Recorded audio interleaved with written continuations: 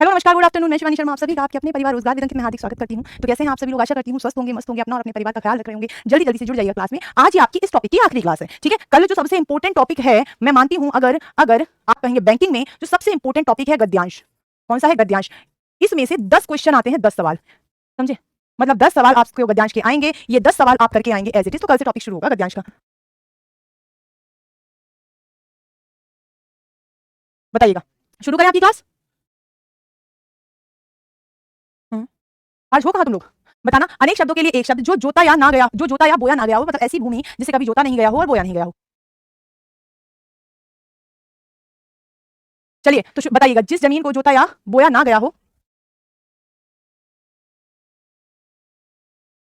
है ना, जो वह भूमि जो जोती या बोई ना गई हो उसे हम कहते हैं बेटा अकृष्ट भूमि। किसे कहते हैं? अकृष्ट भूमि। मतलब जिसमें कृषि नहीं की गई हो, अकृष्ट कहलाती है। और बिना जोती हुई भूमि, मतलब जिसमें, इसमें तो बोया भी नहीं गया है, जोता भी नहीं गया है। अब यहाँ आ गया सिर्फ जो भूमि जोती नहीं गई हो, यहाँ पर बोई भी लिखी है, यहाँ पर जोती हुई लिखी है, इसको हम अकृषित भी कह सकते हैं। जिस पर कृषि नहीं हुई हो, जिस पर कृषि नहीं हुई हो, अकृषित भूमि भी कहला सकती है। बिना जोती हुई भूमि को हम सिर्फ अकृष्ट कहेंगे। क्या कहेंगे? अकृष्ट कहेंगे। इन दोनों शब्दों का अंतर समझना। बिना जोती हुई और बिना जोती हुई दोनों को हम क्या कहेंगे? आकृषित कह देंगे, जिस पर कृषि नहीं हुई है। वह भूमि जो पहले नहीं जोती गई। ये पूरी स्लाइड बहुत इंपॉर्टेंट है। मतलब अभी तो इसमें खेती हो रही है, कृषि हो रही है, जोती जा रही है, बोई जा रही है, परंतु पहले ऐसा कुछ नहीं हुआ है। तो इसे हम क्या कहेंगे? अकृष्ट पूर्वा कहेंगे। अकृष्ट पूर्वा कहेंगे। मतलब पूर्व में इसे ना जोता गया है, ना बोया गया है। पूर्व में मतलब पहले इसे ना जोता गया है, ना बोया गया है। बताइएगा, समझ में आ रहा है? इजी है? इतना इजी भी नहीं है, ये वाली साइड थोड़ी टफ होंगी। पर्वत पहाड़ी के ऊपर की भूमि। आज मैं प्रश्न कम लाई हूं, लेकिन लेकिन वो लाई हूं जिनका बहुत ज्यादा इंपॉर्टेंस है। बताइएगा, वह भूमि जिसे जोता या बोया ना गया हो, ये तो हो गया, हम इसकी जगह दूसरा लिखवा देंगे। तो आपसे यदि पूछा जाएगा कि पर्वत पहाड़ी के ऊपर की भूमि को हम क्या कहेंगे बेटा? ऊपर की भूमि कहलाती है आदित्य का। ये शब्द बेटा इसमें भी बहुत इंपॉर्टेंट है, अनेक शब्दों के लिए एक शब्द में। और ये दो शब्द जिन्हें मैं लिखवाऊंगी, जैसे इसका ही विलोम होता है, ये पर्वत की तलहटी की समतल भूमि। तलहटी की भूमि क्या कहलाएगी? भूमि क्या कहलाएगी? तो आप इसे कहेंगे ये उपत्यका कहलाती है बेटा। ये क्या कहलाती है? उपत्यका कहलाती है। ये दोनों ही एक दूसरे के विलोम होते हैं। ये दूसरे एक दूसरे के क्या होते हैं? विलोम होते हैं। जिस जमीन में उत्पन्न करने की शक्ति नहीं, वह जमीन कहलाती है बंजर। मतलब इसमें कुछ उत्पन्न नहीं हो सकता, इसे हम कहते हैं ऊसर। अनुपजाऊ भूमि को हम क्या कहेंगे? या तो बंजर कहेंगे या ऊसर कहेंगे। ये विलोम में बहुत बहुत आता है। आज बड़ी नई चीज सिखाऊंगी। उर्वर कहलाता है।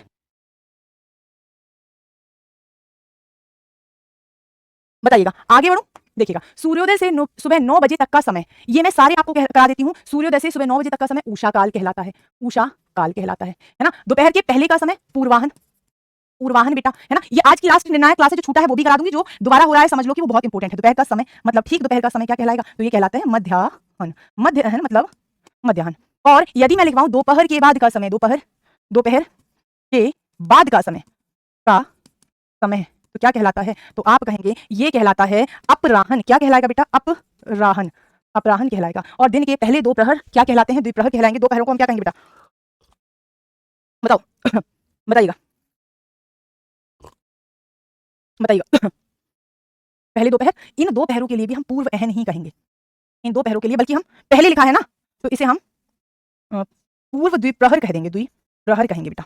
और कई जगह आपको इसके लिए पूर्वाहन लिखा भी मिल जाएगा। जो मिले उस हिसाब से इसे कर लेना, ठीक है। इसमें बीच बीच में आज बहुत कुछ मैं लिखवाती चलूंगी। ये तो लिखवा दिया मध्याह्न। और बाद के समय को कहते हैं अपराहन। क्या हुआ? अपराहन। अपराहन। देख लेते हैं नया, सूर्यास्त के समय को हम क्या कहते हैं? देखो, दो शब्द होते हैं सूर्यास्त का समय। एक तो कहलाता है सायकाल, सायकाल। एक इसी को हम कहते हैं संध्याकाल, संध्याकाल। संध्याकाल इसे कब कहते हैं? आप कहेंगे, लोग कहते हैं पूजा पाठ इत्यादि का समय। पूजा पाठ इत्यादि का समय, समय। और एक शब्द जो हम सूर्यास्त के समय को कहते हैं बेटा, गोधूली बेला कहते हैं। क्या कहते हैं? गोधूली बेला कहते हैं। बड़ा इंपॉर्टेंट शब्द है। जब गाय चर कर धूल उड़ाती हुई वापस आती हैं, जब गाय चर कर धूल उड़ाती हुई घर वापस आती हैं, वह बेला गोधूली बेला कहलाती है। नेक्स्ट देखते हैं, सूर्योदय से ठीक पहले और सूर्योदय के ठीक बाद का समय क्या कहलाएगा? बताओ, ठीक पहले और ठीक बाद का समय क्या कहलाएगा?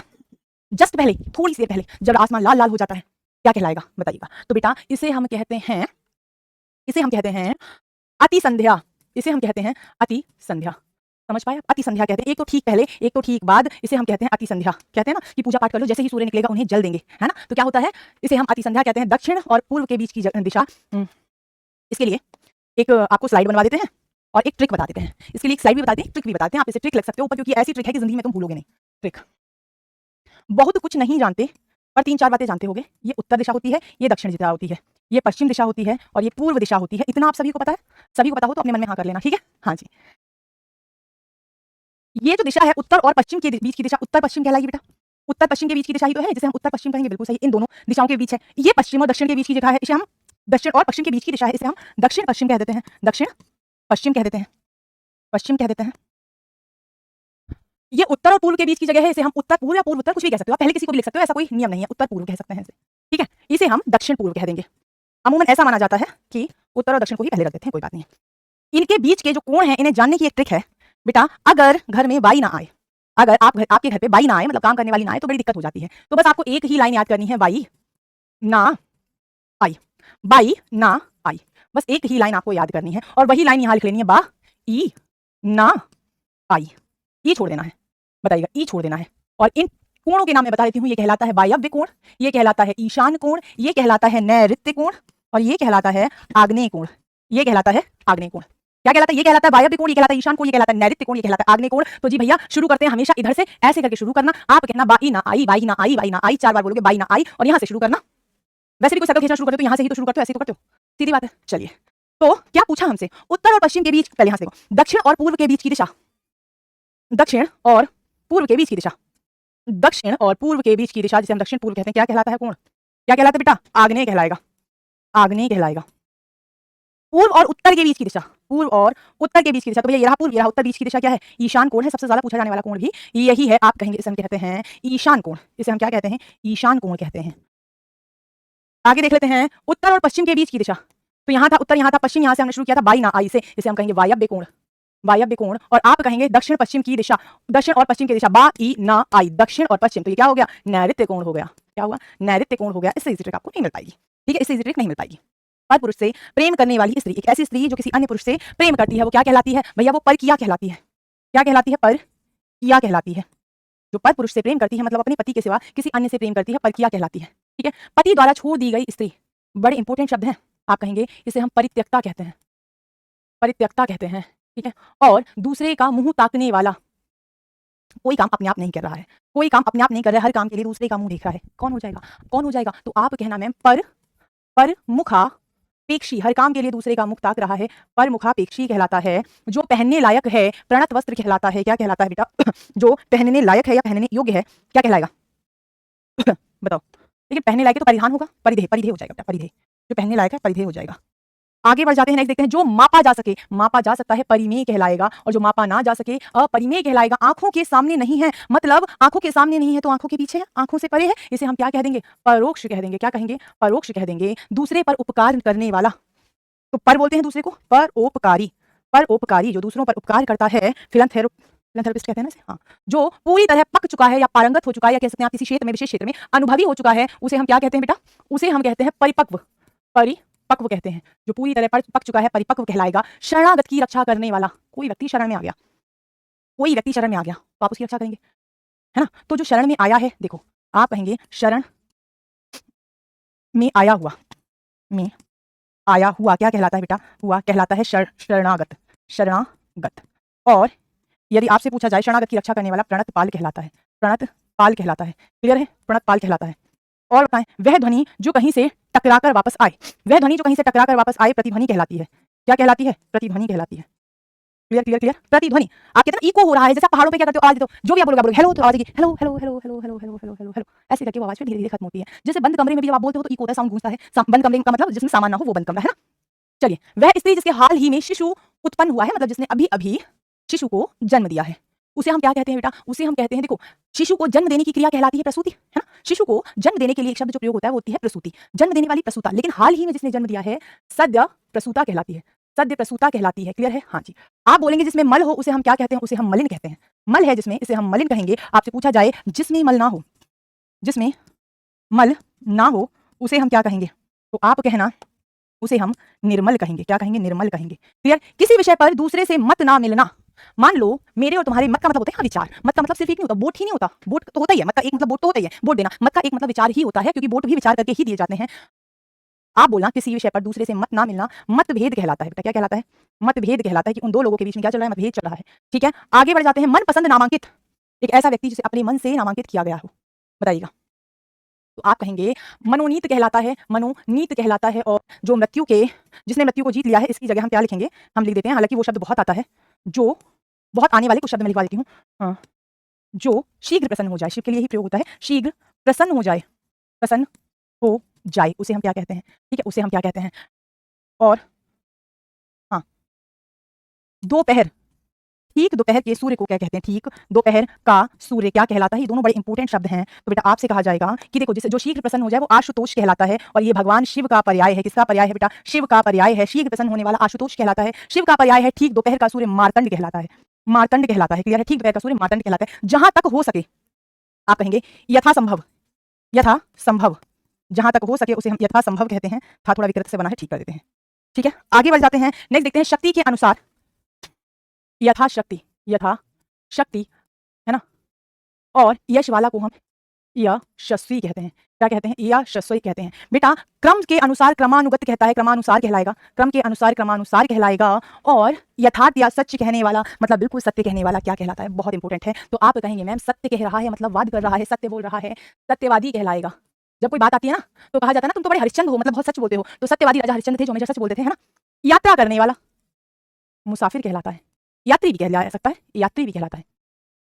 और ईश्वर में विश्वास करने वाला, ये दो वाक्य बहुत इंपॉर्टेंट हैं, जहां स्टार लगा दूं देख लेना कितने इंपॉर्टेंट हैं। ईश्वर में विश्वास ना करने वाला, विश्वास ना करने वाला, ना करने वाला क्या कहलाता है? आप कहेंगे इसे हम आस्तिक कहते हैं, मतलब आस्था रख रहा है जो वो आस्तिक, जो आस्था नहीं रख रहा नास्तिक, नास्तिक। समझ गए? समझ गए? अगर समझ गए तो आगे बढ़ो बेटा। आगे बढ़ जाती हूँ। नेक्स्ट देख लेते हैं। ईश्वर में ये आ गया नास्तिक। ये दोनों शब्द भी बहुत इंपॉर्टेंट हैं। किए गए उपकार को मानने वाला और ये ना मानने वाला ज्यादा इंपॉर्टेंट है। मानने वाला कृतज्ञ कहलाता है, कृतज्ञ कहलाता है। और ना मानने वाला मतलब किए हुए को घन करने वाला कृतज्ञ कहलाता है। तो किए हुए उपकार को नहीं मान रहा है वो क्या कहलाएगा? कृतज्ञ कहलाएगा। एक बहुत इंपॉर्टेंट वाक्य मैं आपको लिखवाती हूँ। किए गए, ये भी बहुत इंपॉर्टेंट है, स्टार लगाना। लिखा तो नहीं आगे? ठीक है। किए गए उपकार से प्रसन्न व्यक्ति, मतलब व्यक्ति बड़ा प्रसन्न है, आपने जो उस पे क्या उपकार हो गया, आप बल्कि कहेंगे कार्य पूर्ण हो जाने पर प्रसन्न व्यक्ति। रुको, ये ज्यादा ठीक होगा। कार्य पूर्ण होने पर प्रसन्न व्यक्ति, प्रसन्न व्यक्ति। आप बोलेंगे वो क्या होगा? तो आप कहेंगे वो कृतार्थ कहलाता है। क्या कहलाता है? कृतार्थ कहलाता है। ये तीनों शब्द इतने जरूरी हैं, ये तीनों शब्द इतने जरूरी हैं कि प्रीवियस ईयर एग्जाम, देखो बैंकिंग का क्या है बेटा, बैंकिंग में एग्जाम होता है ऑनलाइन, आंसर की जारी नहीं होती, क्योंकि आंसर की जारी होगी तब तो हमें प्रीवियस पेपर मिल सकते हैं। हमें जो पेपर मिलते हैं, क्वेश्चंस मिलते हैं, वो मेमोरी बेस्ड मिलते हैं। मेमोरी बेस्ड के हिसाब से ही हमें अंदाजा लगाना होता है किस प्रकार का प्रश्न आएगा, और उस प्रकार के प्रश्न को हम आपको तैयार करा देते हैं। चलिएगा, अपने आदर के प्रति सचेत रहने वाला, बताइएगा। जिसे अपने आदर के प्रति सचेत तो सबको रहना चाहिए वैसे। बताएं जी भैया। नहीं मेरी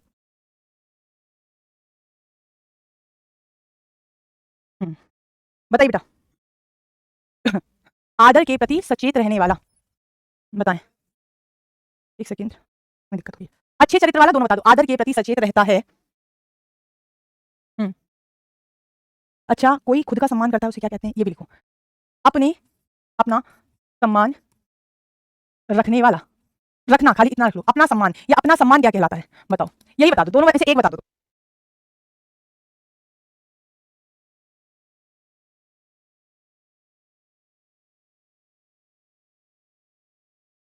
वेरी गुड। अपनी आदर के प्रति सचेत रहना है तो स्वाभिमान को बनाए रखना है, ये स्वाभिमानी कहलाएगा, स्वाभिमानी कहलाएगा। और इसीलिए मैंने ये सब बताया था। अपना सम्मान स्वाभिमान कहलाता है। स्वाभिमान, और आपने बड़ा सुना होगा, स्वाभिमान से समझौता नहीं, स्वाभिमान से समझौता नहीं, आत्माभिमान भी कहलाता है। आत्मा सम्मान, आत्मसम्मान भी कहलाएगा, है ना। तो स्वाभिमानी कहलाएगा, रहने वाला स्वाभिमानी। और अच्छे चरित्र वाला सच्चरित्र कहलाता है, सच्चरित्र कहलाता है, सदचरित्र कहलाता है। और अच्छा आचरण करने वाला, अच्छा व्यवहार करने वाला क्या कहलाएगा? आचार अच्छा कर रहा है, आचरण अच्छा कर रहा है, मतलब आचार अच्छा कर रहा है, वो सदाचारी कहलाएगा, सदाचारी कहलाएगा।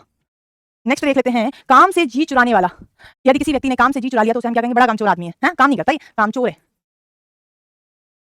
कामचोर है। जिस पर विश्वास किया जा सके, जिस पर विश्वास किया जा सके, इस योग्य है व्यक्ति कि उस पर आप विश्वास कर सकते हैं, जैसे मैं आप पे विश्वास कर सकती हूं, तो वो क्या कहलाएगा? विश्वस्त नहीं, जिसे कहा जा सके, तथ्य कह देंगे, कहा जा सके तो तथ्य कह देंगे। जिस पर विश्वास किया जा सके, जिस पर विश्वास किया जा सके। Very good. विश्वस्त तो वो होता है जिसे विश्वास दिला दिया गया, विश्वसनीय कहलाएगा, विश्वसनीय कहलाएगा। क्लियर है? और जिसे कहा जा सके वो कथनीय कहलाएगा, कथनीय, कथन के योग्य है, कहने के योग्य है, कथनीय कहलाएगा। नेक्स्ट देख लेती हूँ। वह आकृति जो किसी शीशे जल आदि में दिखाई दे प्रतिबिंब कहलाती है। क्या कहलाती है? प्रतिबिंब कहलाती है। किसी शीशे आदि में दिखाई दे रही है, कहते हैं ना आप अपना चेहरा देख रहे हैं, हमें अपनी अगर अपना ही बिंब दिखाई दे, वो क्या कहलाता है? प्रतिबिंब कहलाता है। प्रमाण द्वारा सिद्ध करने योग्य मत लिखो, ये आपने लिख लिया पहले, ये भी मत लिखो। संध्या और रात्रि के, मैं आपको यहाँ पे बहुत इंपॉर्टेंट कुछ शब्द लिखवा दे रही हूँ। देखो, अत्यधिक वर्षा क्या कहलाती है? अत्यधिक वर्षा, अत्यधिक वर्षा क्या कहलाती है?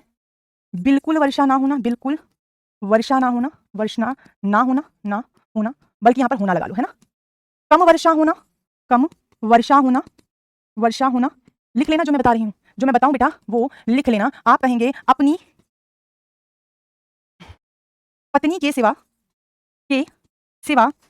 अन्य स्त्री से उत्पन्न पुत्र, उत्पन्न पुत्र क्या कहलाता है ना? ये सभी आपको याद कर लेने हैं। आप कहेंगे देखो बहुत वर्षा होना, अतिवृष्टि, अति हद से ज्यादा कहते हैं अतिवृष्टि कहलाता है, ठीक है। बिल्कुल वर्षा ना होना, अनावृष्टि, ये दोनों एक दूसरे के विलोम होते हैं, अनावृष्टि हो जाएगा, ठीक है। और कम वर्षा होना अल्पवृष्टि होता है, अल्पवृष्टि होता है ना? वृष्टि का अर्थ होता है बेटा बारिश, ठीक है। आप कहेंगे पत्नी के सिवा किसी अन्य स्त्री से उत्पन्न पुत्र बेटा जारज कहलाता है। क्या कहलाता है? जारज कहलाता है। मोस्ट इंपोर्टेंट ही आपको कराऊंगी, है ना? चलिए, ज्ञान नेत्र से देखने वाला अंधा व्यक्ति, ये तो मैंने आपको चलो लिखवा देते हैं, प्रज्ञा चक्षु कहलाएगा, है ना?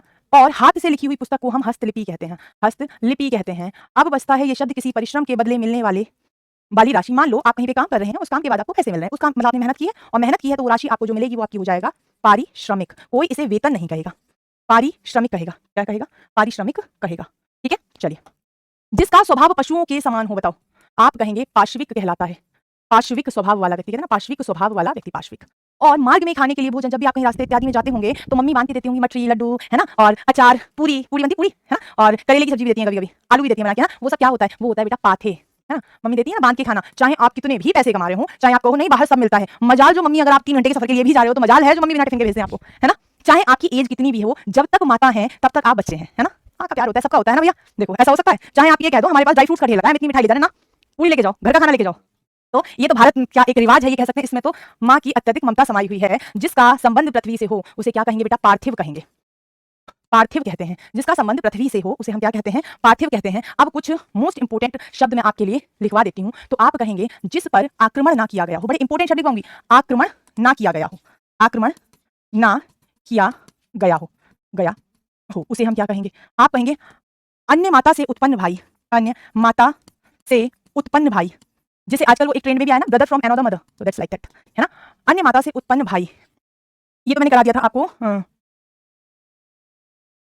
आधी रात्रि का समय, रात्रि वाला तो करा दिया ना, निशीत शर्वरी विभावरी, ये तो मैंने आपको करा दिया है, दिन का भी हो गया। और हाँ, आप कहेंगे जान से मारने की इच्छा हो चुकी थी, खाने की प्रबल इच्छा, खाने की प्रबल इच्छा, प्रबल इच्छा, जीने की इच्छा तो हो चुकी है मुझे पता है, जीतने की इच्छा, जीतने की प्रबल इच्छा, जीतने की प्रबल इच्छा, प्रबल इच्छा, ये मैं अलग ही स्लाइड लिखवाती हूँ। तैरने की प्रबल इच्छा, तैरने की प्रबल इच्छा, युद्ध की इच्छा पहले लिख चुके हो, जीने की इच्छा पहले लिख चुके हो, मरने की इच्छा लिख चुके हो, मोक्ष की इच्छा लिख चुके हो, है ना, जानने की इच्छा भी आप लिख चुके हो, और जान से मारने की इच्छा भी आप लिख चुके हो। और इन सभी की इच्छाओं के साथ एक इच्छुक भी होगा भैया, जैसे ऐसी इच्छा होगी वो भी हम लिखेंगे, है ना। इनका एक इच्छुक भी होगा जो ऐसी इच्छा रखता है, और इसे भी इच्छुक कहेंगे, है ना। और बताओ, है ना, मोक्ष की इच्छा वाला भी हमने बता दिया है। जिस पर आक्रमण ना किया गया हो वो क्या कहलाता है? अनाक्रांत कहलाता है, अनाक्रांत कहलाता है। क्लियर है? जो अन्य माता के उदर से उत्पन्न भाई अन्योदर कहलाता है, अन्योदर कहलाता है। क्लियर है? और खाने की प्रबल इच्छा बुभुक्षा कहलाती है। क्या कहलाती है? बुभुक्षा कहलाती है। और जीतने की प्रबल इच्छा जिगीषा कहलाती है। क्या कहलाती है? जिगीषा कहलाती है। और तैरने की प्रबल इच्छा तितीर्षा कहलाती है, तितीर्षा कहलाती है। ठीक है। इच्छुक क्या कहलाएगा? खाने का प्रबल इच्छुक बुभुक्षु कहलाएगा, बुभुक्षु कहलाता है। और आप कहेंगे जीतने का प्रबल इच्छुक जिगीषु कहलाएगा, जिगीषु कहलाएगा। तैरने का प्रबल इच्छुक तितीर्षु कहलाएगा। क्या कहलाएगा बेटा? तितीर्षु कहलाएगा। और बता दीजिएगा, और बता दीजिएगा जो बहुत इंपॉर्टेंट होंगे मैं बता देती हूँ। बाएं हाथ का सदा मैंने आपको करा दिया है अर्जुन। आप कहेंगे कृष्ण की गदा, कृष्ण की गदा, गदा क्या कहलाती है? कृष्ण का चक्र, कृष्ण का चक्र, ये कृष्ण या विष्णु दोनों के लिए ही प्रयोग हो जाएगा। इन दोनों के लिए हम क्या प्रयोग करेंगे? तो बेटा कृष्ण की गदा कहलाती है कौमुदी, कौमुदी। ठीक है। आप कहेंगे कृष्ण का चक्र कहलाता है सुदर्शन, सुदर्शन कहलाता है। क्लियर है? अर्जुन का धनुष, अर्जुन का धनुष क्या कहलाता है? इंद्र का आयुध क्या कहलाता है? इंद्र का आयुध क्या कहलाता है? आयुध का मतलब होता है हथियार, क्या कहलाता है? ठीक है। शिव की जटाएं, शिव की जटाएं, जटा क्या कहलाती हैं? और यहां पर लिखना आप कृष्ण का शंख क्या कहलाता है? कृष्ण का शंख क्या कहलाता है? ये सभी आपको बताने हैं, पूछे जाने वाली चीजें हैं, इसलिए और एक जगह ये कभी मिलती नहीं इकट्ठी, इसलिए मैं आपको ऐसे करा देती हूँ। कृष्ण का शंख क्या कहलाता है? तो बेटा कृष्ण का शंख कहलाता है पंचजन्य, पंचजन्य कहलाता है। और पंचजन्य कहलाता है। और अर्जुन का धनुष गांडीव कहलाता है। और इंद्र का आयुध वज्र कहलाता है। और शिव की जटाएं कपर्द कहलाती हैं। क्या कहलाती हैं? कपर्द कहलाती हैं। शिव की जटाएं क्या कहलाती हैं? कपर्द कहलाती हैं। यदि आप समझ पा रहे हो तो मैं आगे बढ़ूं। हाँ जी, ये बहुत इंपॉर्टेंट है जो मैं अलग से लिखवा रही हूँ। इनको नॉर्मल की तरह मत समझना, कहीं समझ रहे हो कि हाँ नॉर्मल वाले हम जैसे पढ़ेंगे वैसे ही नहीं पढ़ लेंगे, नहीं नॉर्मल वाले भी पढ़ने, ये भी पढ़ना है। चलो, हालांकि सभी इंपॉर्टेंट ही कराए हैं, 5 दिन वेस्ट नहीं किए आपके, इंपॉर्टेंट ही कराए हैं। कम खाना, ज्यादा खाना, सर्वाहारी, अल्पाहारी, है ना, ये सब तो मैंने आपको करा दिए होंगे। आप इनको बढ़ा चढ़ा कर बात करना, चढ़ा कर बात कहना, कहना क्या कहलाता है, तो आप कहेंगे मैम देखो इसकी वर्तनी ध्यान रखना, इसे हम अतिशयोक्ति कहते हैं। क्या कहते हैं बेटा? अतिशयोक्ति कहते हैं। क्लियर है? क्या कहते हैं? अतिशयोक्ति कहते हैं। इसे हम क्या कहेंगे? अतिशयोक्ति कहेंगे बेटा, है ना। आगे बढ़े। हाँ जी। आप कहेंगे आदि से अंत तक, मतलब शुरू से एंड तक के लिए एक शब्द क्या होगा? आदि से अंत तक। मैंने एक लिखवाया था जिसका कोई अंत ना हो, अनंत। आदि से अंत तक सब कुछ क्या है बताओ? आप कहेंगे बालक से बूढ़े तक, से बूढ़े तक क्या कहलाते हैं? बूढ़े तक। तो आप क्या कहेंगे? जो आदि से अंत तक होता है उसे हम कहते हैं आद्योपांत, आद्योपांत। और बालक से वृद्ध तक आबाल वृद्ध कहलाता है बेटा। क्या कहलाता है? आबाल वृद्ध कहलाता है। ये बहुत ज्यादा इंपॉर्टेंट है, इन्हें ध्यान रखना, इन्हें ध्यान रखना। एक चीज और है, जहां पृथ्वी और आकाश मिलते दिखाई पड़े, पृथ्वी और आकाश मिलते दिखाई दें, आकाश मिलते दिखाई दें। मैंने आपसे ये बोला है मिलते हुए दिखाई दें, मतलब दिखाई देते हैं बस, ये मिलते नहीं है, ये सिर्फ मिलते हुए दिखाई देते हैं, मिलते कभी नहीं है। ये सिर्फ क्या है? एक प्रकार का भ्रम है।